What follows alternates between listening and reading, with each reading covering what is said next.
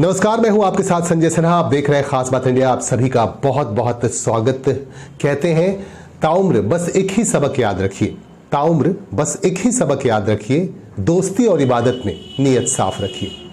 Bharatiya Janata party के राष्ट्रीय अध्यक्ष जेपी नड्डा कोरोना पॉजिटिव हो गए हैं। यह जानकारी उन्होंने आज खुद ट्वीट करके दी। उन्होंने कहा है कि वह फिलहाल होम क्वारंटाइन पर चले गए हैं। उन्होंने यह भी सलाह दी है कि जो भी उनके संपर्क में आए हैं वह अपना टेस्ट जरूर करा लें। आइए इसके बाद हम आपको लिए चलते हैं बंगाल के रानीगंज से हमारे पास खबर आ रही है। रानीगंज मारवाड़ी रिलीफ सोसाइटी की तरफ से आज जरूरतमंदों में कंबल बांटे गए। आपको बता दूं कि सर्दियों का मौसम काफी तेज हो गया है। सर्दियों के इस मौसम में उन लोगों को काफी तकलीफ हो रही है जिनके पास न मकान है न पैसे हैं। ऐसे लोगों को देखते हुए रानीगंज मारवाड़ी रिलीफ सोसाइटी ने यह कदम उठाया और उन लोगों में कंबल वितरित किए गए। इस मौके पर रिलीफ सोसाइटी के प्रधान आरपी खेतान विशेष रूप से मौजूद थे और उनके नेतृत्व में यह कार्य किया गया। उनके साथ आसनसोल म्युनिसिपल कॉर्पोरेशन के प्रशासनिक बोर्ड के सदस्य पूर्ण शशि राय, राजू झुंझुनवाला जैसे लोग भी उनके साथ थे और इन लोगों की मौजूदगी में यह कार्यक्रम चला।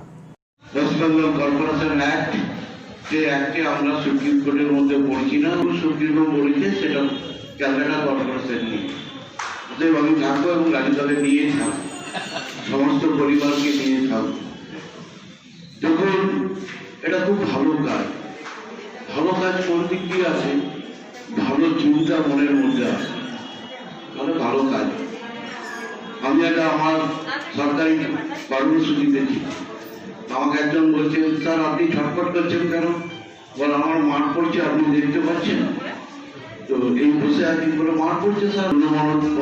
মনে করছি যে এই যে আজকের অনুষ্ঠান আমরা বিভিন্ন যদি টাকা মানে অর্থ আপনারাই কিনে নিয়ে এসছেন, আপনারাই বিতরণ করবেন, কিন্তু এতগুলো মানুষ রাজুদা আজকে আমাকে দেখিয়ে দিল যে এটা পূর্ণশশী রায়। না, আমার ভাব কি হলো, মায়েরা রয়েছে যারা রয়েছে তারা আজকে কিন্তু আমাকে দেখলো মঞ্চনা রাজুদা মারারি রিলিফ সোসাইটি। किसानों का प्रदर्शन आज भी 16वें दिन जारी रहा। आपको बता दूं कि चिल्ला बॉर्डर पर भी किसान बैठ गए थे। दिल्ली के चिल्ला बॉर्डर पर बैठने के बाद यहां ट्रैफिक जाम होना शुरू हो गया, ट्रैफिक रुक गया। इसे देखते हुए रक्षा मंत्री राजनाथ सिंह और कृषि मंत्री नरेंद्र सिंह तोमर को हस्तक्षेप करना पड़ा और बातचीत के बाद यूं तो किसानों ने चिल्ला बॉर्डर से ट्रैफिक को जाने दिया है, यहां ट्रैफिक शुरू हो गया है, लेकिन किसानों का आंदोलन लगातार जारी है। वार्ता तो चल रही है सरकार के साथ, लेकिन इसका कोई भी समाधान नहीं निकल रहा है। और आपको यह भी बात जानकारी दे दूं कि कल सुबह 8 बजे से शाम 5 बजे तक किसान हड़ताल पर रहेंगे, भूख हड़ताल पर रहेंगे, उपवास पर रहेंगे। और इस तरह की जानकारी किसान नेता ने दी एक संवाददाता सम्मेलन के दौरान। दिल्ली बॉर्डर पर एक प्रेस मीट के दौरान राकेश टिकैत ने इस तरह की बातें कही पत्रकारों से। पत्रकारों को यह बताया गया कि 8 घंटे का उपवास रखा जाएगा, किसान 8 घंटे के उपवास पर रहेंगे।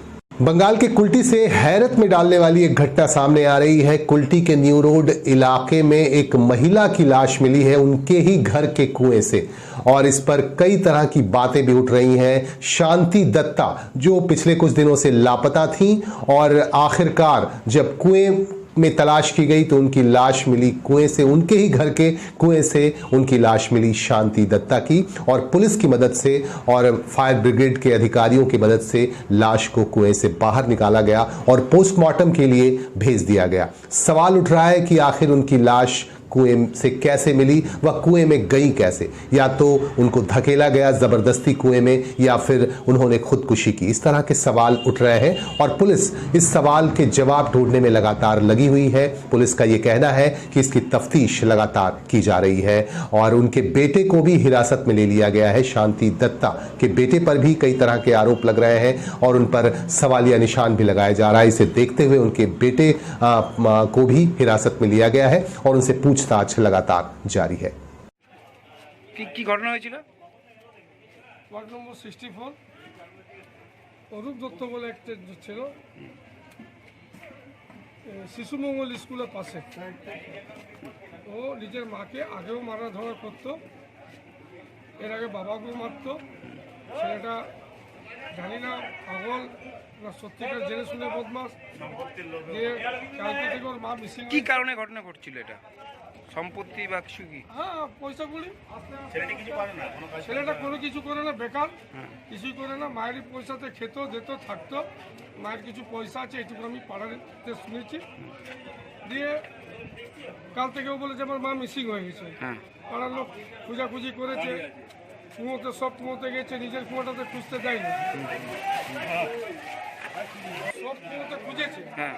ও নিজের কুয়োটাতে খুঁজতে যায়নি। আচ্ছা দিয়ে রাত তো পেরিয়ে গেল, সকালে ও নিজে ডেড বডিটা তোলার চেষ্টা করেছে। আচ্ছা। যখনই নিজের ডেড বডিটা মায়ের তুলতে চেষ্টা করেছে, পাড়ার লোক জেনে গেছে।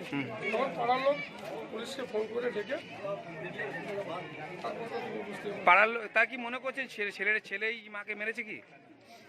তাই তো পাড়ার হিসাবে তো তাই আছে, কেন মায়ের সঙ্গে ব্যবহারটা ভালো ছিল, মাকে সবসময় মারতো। এখন তো সবাই এটাই বলবে, মাকে তো বয়স্ক লোক মানুষকে যদি মাকে কেউ মারে টাকা সম্পত্তি নিয়ে, তাহলে লোক কি এখন যে মরে গেছে, এখন তো বলছে না আমার মা কুয়োতে ঝাঁপিয়ে দিয়েছে। কিন্তু যা সিচুয়েশন আছে, ঝাঁপাবার মতন কোনো গ্রিল লাগাচ্ছিল, এটা ছেলে নিজেই মেরেছে। তখন তুলতে গেছে, পাড়ার লোককে জানায়নি যে আমার মা কুয়োতে পড়ে আছে। পাড়ার লোক নিজের থেকে কি করে খবর পেয়েছে। আপনার নাম? হ্যাঁ, আপনার নাম? কৃষ্ণপ্রসাদ দাস। কাউন্সিলর। পড়তে পারে না, কাকু গিয়েছিল পড়তে পারে না, তালা লাগা আছে, যেতেও দিল না কাউকে। পাশের কুয়োটা সব ঘাটলো, কিছু বেরোলো না, একটা পা পোষ বেরোলো, এই যে মেলা আছে। তাহলে সকালে কি করে বেরোলো লাস্টে? নিজের বউ সার্চ করতে দেয়নি, বাকি পাড়া একটা গলায় চাদর নিয়ে ঝুলিয়েছে ওকে। বলেছে আমার পাড়া বউ তো প্রতিবেশী পড়তে পারে না। দৌড়া তাহলে করে কে করেছে এটা? কে করেছে? কে করেছে?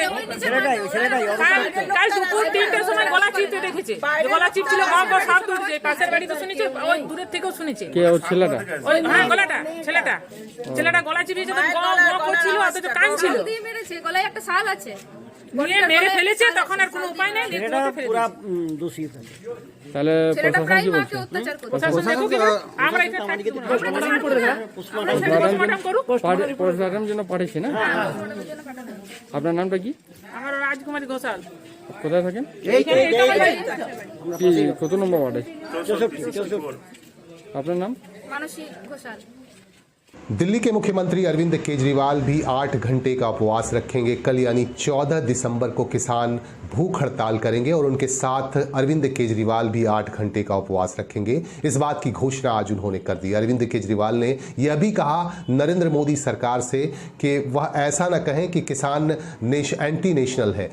ऐसी बात आ रही थी कि मोदी सरकार की तरफ से एंटी नेशनल की बात आ रही थी। इसे देखते हुए अरविंद केजरीवाल ने यह कहा कि किसान एंटी नेशनल नहीं हो सकते। उन्होंने मोदी सरकार को चेतावनी तक दे डाली। खेलकूद जिंदगी का बहुत ही अहम पार्ट होता है। खेलकूद के बगैर तरक्की नहीं हो सकती, इसीलिए खेलकूद को बढ़ावा दिया जाना बेहद जरूरी है। आज रानीगंज से हमारे पास एक खबर आ रही है। हमारे संवाददाता जाहिद अनवर ने रानीगंज से खबर भेजी है कि रानीगंज के सीआर सोल में जीरा डांगा एक जगह है, वहां 2 दिवसीय फुटबॉल टूर्नामेंट आज से शुरू हो गया और इसका उद्घाटन भाजपा नेता लखन घुरुई ने किया। इस मौके पर भाजपा के यहाँ के रानीगंज के अध्यक्ष ब्लॉक अध्यक्ष राजेश मंडल भी मौजूद थे और उनके साथ इलाके के तमाम लोग यहाँ पे मौजूद थे और सभी लोगों की मौजूदगी में यहाँ फुटबॉल टूर्नामेंट हुआ पहले दिन का और 14 तारीख को 14 दिसंबर को दूसरे दिन का फुटबॉल मैच भी यहाँ होगा। 2 दिवसीय फुटबॉल टूर्नामेंट में काफी तादाद में यहाँ फुटबॉल प्रेमी दर्शक भी मौजूद थे। প্রথমে তো আমি এই এলাকার যারা এই ফুটবল আয়োজন করেছেন বা রাজেতার নেতৃত্বে এই মণ্ডলের কারণে যাই সারা পশ্চিমবঙ্গে যেভাবে খেলাধুলা বন্ধ হয়ে গেছে, কালচার বন্ধ হয়ে গেছে, আজকে প্রতিটি মানুষ তারা আজকে খেলাধুলা না হওয়ার ফলে তারা ইয়াং জেনারেশন, যুব সমাজ, ছাত্র সমাজ তারা আজকে বিড়ি ফুঁকছে, দিদি মদের বোতল দিয়ে তুলে দিচ্ছে, প্যাকেজ তুলে দিচ্ছে। সেই জায়গায় দাঁড়িয়ে পড়ে এটার বার্তা যে আমরা আগামী দিন বাংলার যারা যুব সমাজ যারা আজকে প্রতি মুহূর্তে ক্ষয় হয়ে যাচ্ছে, নষ্ট হয়ে যাচ্ছে, ধ্বংস হয়ে যাচ্ছে, বিপদে পরিচালিত হচ্ছে, খেলাধুলা হচ্ছে একটা শরীর চর্চা বলি, শরীর ঠিক থাকে তো সব কিছু ঠিক থাকবে। এই যে উদ্যোগ নেওয়া হয়েছে সেই উদ্যোগ স্বাগত জানাচ্ছি এবং আমরাই বলছি আগামী দিন এই যুব সমাজ ছাত্র সমাজকে খেলাধুলার মাধ্যমে, শিক্ষার মাধ্যমে বাংলা যে পরিবর্তন আসছে আমরা আবার শুরু করলাম। আর 6 মাসের মধ্যে একটা বাংলা পরিবর্তন আসবে, তখন আমরা সমস্ত জেলা জুড়ে, বাংলা জুড়ে শিক্ষার এই অবস্থা অবনতি, খেলাধুলার যে অবনতি হয়েছে তা ফিরিয়ে আনবো, বাংলার গৌরব ফিরে আসবে।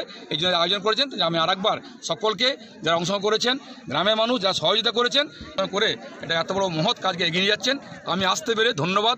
আমি আসতে পেরে আমি কী বলবো, কৃতজ্ঞতা বোধ করছি যে আমাকে একটা সুযোগ দিয়েছেন, আসার আহ্বান করেছেন এবং যেভাবে স্বাগত করেছেন এই জন্য মণ্ডলের পক্ষ থেকে, এলাকার মানুষের পক্ষ থেকে এবং আদিবাসী বন্ধুকে আমি ধন্যবাদ জানাচ্ছি। बॉलीवुड के जाने माने फिल्म अभिनेता आमिर खान की बेटी इरा खान की तस्वीरें काफ़ी वायरल हो रही हैं सोशल मीडिया पर। उन्होंने आज कुछ तस्वीरें छोड़ी हैं। इरा खान ने बोल्ड अंदाज में कुछ तस्वीरें छोड़ी हैं, आप देख सकते हैं स्क्रीन पर। और इन तस्वीरों को उनके चाहने वाले काफ़ी पसंद भी कर रहे हैं, इन पर काफ़ी कमेंट्स भी आ रहे हैं। आपको बता दूं कि आमिर खान की बेटी इरा खान काफ़ी लोकप्रिय है सोशल मीडिया पर। आज इंस्टाग्राम में उन्होंने अपनी कुछ तस्वीरें छोड़ी काफ़ी बोल्ड अंदाज में, और ट्रांसपेरेंट ड्रेस पहनकर उन्होंने तस्वीरें छोड़ी। आप स्क्रीन पर देखिए कि इन ड्रेस में, इन तस्वीरों में इरा खान कैसी लग रही हैं। ईस्टर्न कोलफील्ड्स लिमिटेड के सेवानिवृत्त अधिकारियों का एक संगठन है। इस संगठन की तरफ से आज वरिष्ठ तृणमूल कांग्रेस के नेता और कुल्टी के ब्लॉक अध्यक्ष विमान आचार्य को सम्मानित किया गया। साकतोड़िया स्थित संगठन के कार्यालय में उन्हें सम्मानित किया गया। इस मौके पर संगठन के अध्यक्ष मुरली मोहन हांसदा विशेष रूप से मौजूद थे और उनके साथ सचिव ताराशंकर देवघरिया भी यहां नजर आ रहे हैं। और इन्होंने विमान आचार्य का गर्मजोशी से स्वागत किया और उनसे काफी उम्मीदें जोड़ते हुए उन्होंने कहा कि विमान आचार्य अपने तरीके से काम कर रहे हैं, बहुत ही सफलतापूर्वक काम कर रहे हैं और आगे भी वह काफी अच्छे तरीके से काम करेंगे। इस तरह की बातें कही गई और उन्हें शुभकामनाएं भी दी गई।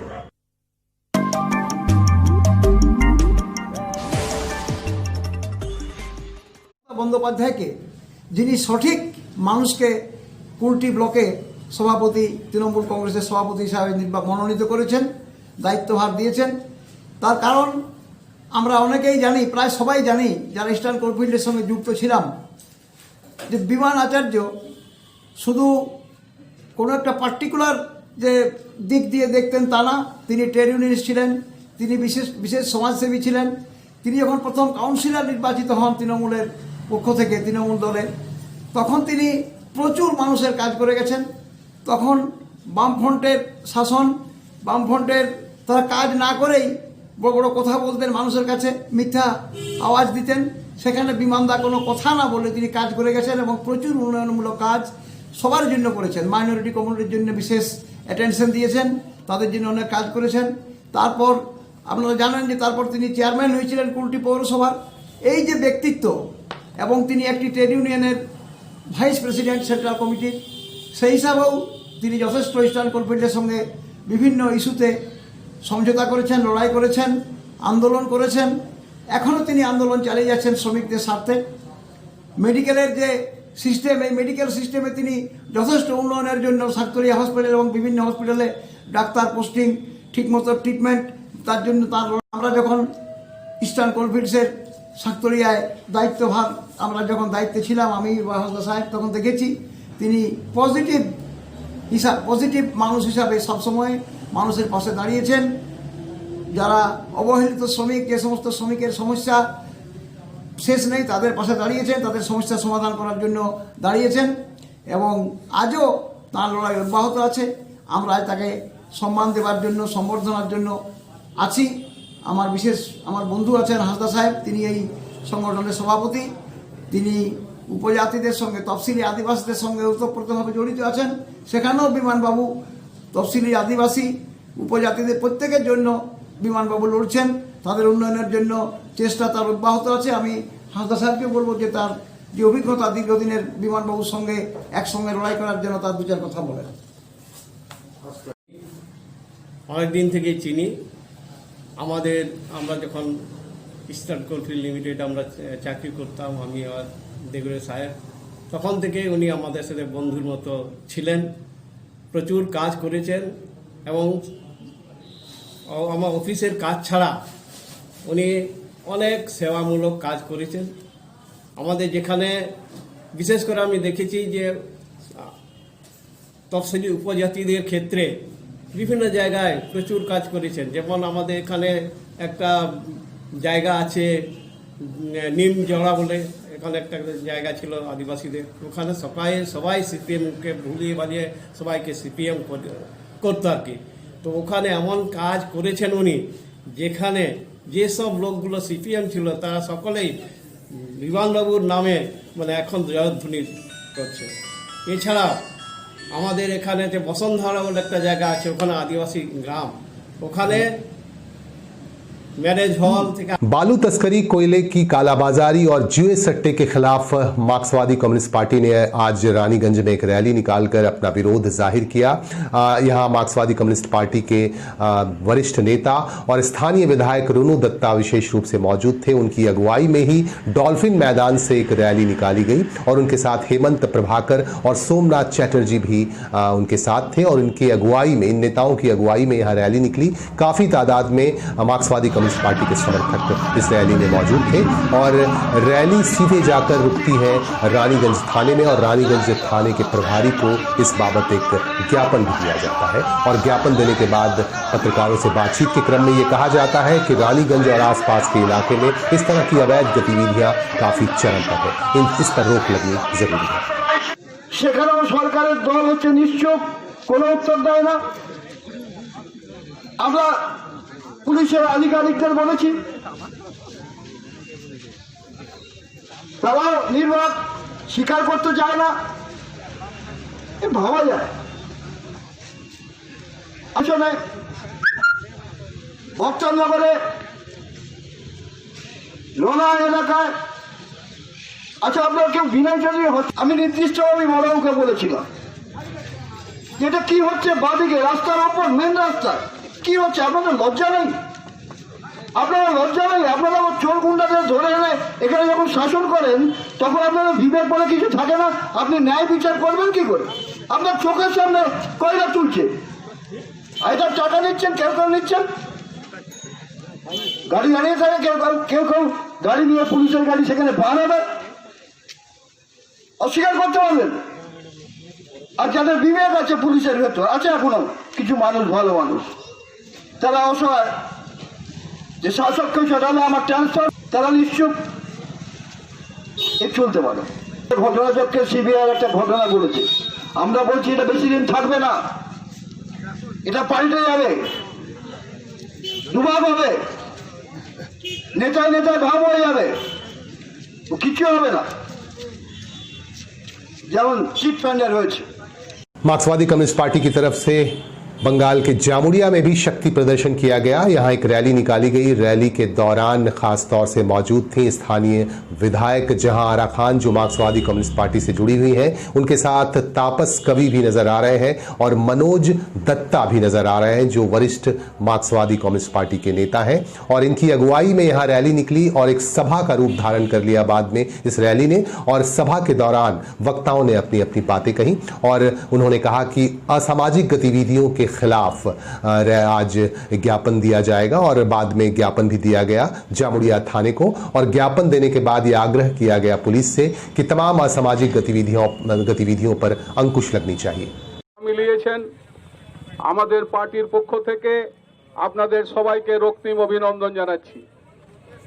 আজকে আমাদের মূলত যে বিষয়গুলিকে নিয়ে শুনলেন আপনারা, জামুড়িয়া সহ গোটা বর্ধমান, পশ্চিম বর্ধমান জেলায় যে কয়লা চুরির রমরমা চলছে, বালি খাদান থেকে বালি তুলে নেওয়া হচ্ছে বেআইনিভাবে, সমস্ত এলাকা জামুড়িয়া এলাকায় হাট্টা জুয়া ডাক।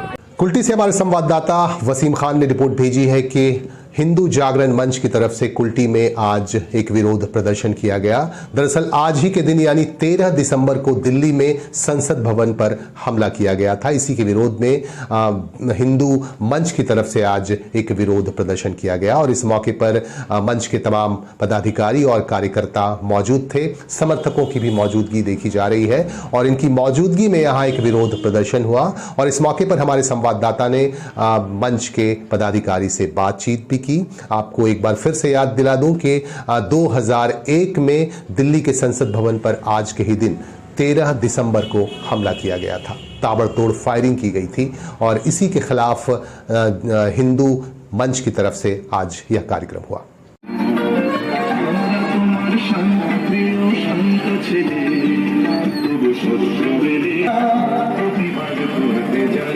और कुल्टी में भी मार्क्सवादी कम्युनिस्ट पार्टी की तरफ से आज जोरदार तरीके से प्रदर्शन किया गया और कुल्टी थाने को एक ज्ञापन भी सौंपा गया है, जिसकी अगुवाई कर रहे थे माकपा के वरिष्ठ नेता सुजित भट्टाचार्य और उनके साथ उनके सहयोगी नेतागण भी मौजूद थे। यहां कुल्टी थाने को एक ज्ञापन देते हुए अवैध कोयला तस्करी, बालू तस्करी और जुए और सट्टे पर रोक लगाए जाने की मांग माकपा नेताओं ने की। আমাদের পশ্চিম বর্ধমান জেলার যতগুলি থানা আছে আজকে আমরা সব থানাতে ডেপুটেশন দিচ্ছি। আমাদের সুনির্দিষ্টভাবে কিছু দাবি আছে যা হয়তো কুলটি থানার সঙ্গে সম্পর্কযুক্ত না হতে পারে। এই যে আমরা জেলাতে এই দাবিগুলোকে একসাথে উত্থাপন করতে চাইছি। যে ডেপুটেশন আমরা দেব সেটা আপনাদের সামনে আমি পড়ে শুনিয়ে দিচ্ছি। প্রতি ভারপ্রাপ্ত পরিদর্শক, আসানসোল দুর্গাপুর পুলিশ কমিশনারেট, কুলটি, পশ্চিম বর্ধমান। বিষয় অবৈধভাবে কয়লা, বালি, লুট সহ নেশার ওষুধের কারবার রোধ করতে উপযুক্ত ব্যবস্থা গ্রহণ করার জন্য দাবি সমূহ।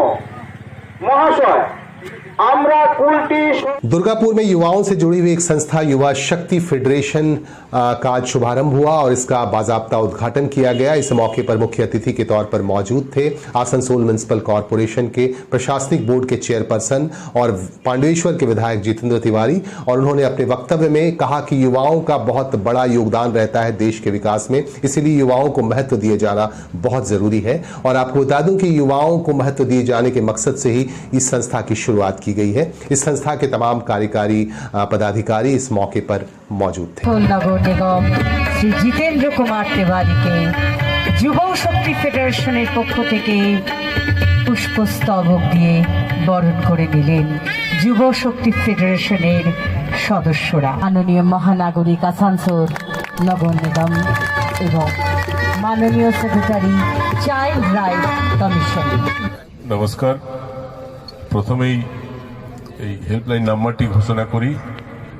এই নাম্বারটি হলো 1800-833-1415।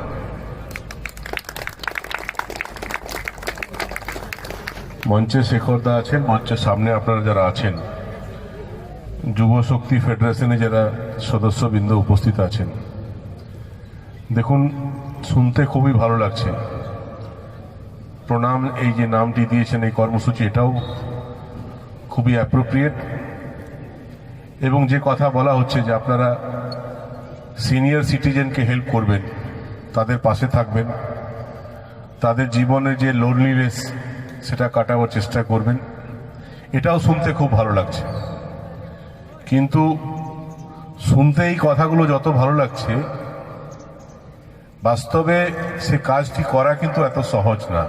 इन्हीं के साथ हम लेंगे आपसे विदा। आप हमारे साथ बने रहें और अपना सहयोग देते रहें, अपने सुझाव हम तक पहुंचाते रहें। नमस्कार।